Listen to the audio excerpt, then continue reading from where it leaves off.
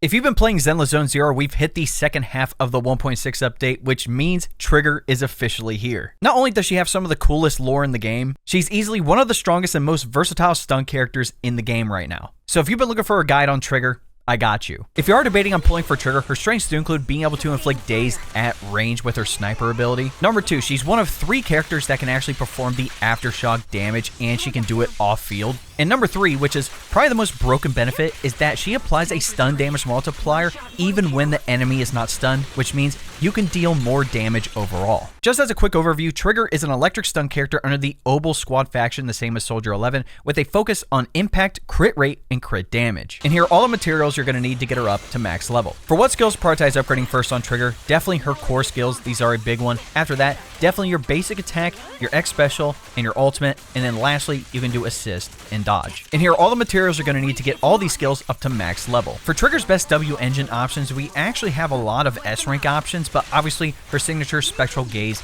is definitely worth it. So essentially, as long as you're dealing the off-field aftershock damage with Trigger, which is very easy to accomplish, you can get up to a 20% impact increase. I would highly recommend her signature engine, but if you decide not to get it, you do have 3 other S rank options. The first one being Lycon signature, the Restrained. Another one would be Ching Yi signature engine, the Ice Jade Teapot. The last S rank engine would be Coletta signature, Hellfire Gears. If you don't have any S rank engines, there are 2 A rank ones you can use. For Trigger's best drive discs, I've seen this set up a couple of different ways, but I'd recommend 4-piece Shadow Harmony with either 2-piece Woodpecker Electro, Shockstar Disco, or Branch and Blade Song. For your disc main stats, at the 4th disc, we're looking for crit rate, at the 5th, electric damage, and at the 6th, impact. And for your disc substats, we're looking for crit rate, crit damage, and any attack we can get. For Trigger's best team, she has a great free-to-play team with Nicole as your support, Billy as your attack, and a Bang Boo like the Boo Rusher. If you're looking for the Aftershock team, pairing Trigger with Astra and Soldier Zero Ambi with the Plug Boo is fantastic. Even then, you could replace Astra for somebody like Caesar, but if you want the true Aftershock team,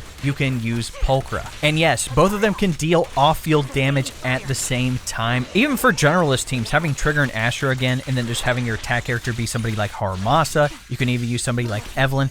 Even Zhu Yuan works for this too. Like I mentioned, she's so versatile, so if there's a team that you like using that I didn't mention, definitely let me know in the comments. The last thing I want to talk about is Trigger's Mindscape Cinema, and if it's worth getting multiple copies of her. Overall, I'd say M1 is a good stopping point, but M2, M4, and M6 are all very good. Like I mentioned before, I knew I was pulling for Trigger regardless if I ended up getting Soldier Zero Ambi and multiple copies of Pulchra at the time, which I did, so I got really lucky there. Or are you saving your pulls for the next update, where we're going to be getting Vivian, an Anomaly Ether character, the first of her kind, and then also Hugo, who's going to be another ice attack character,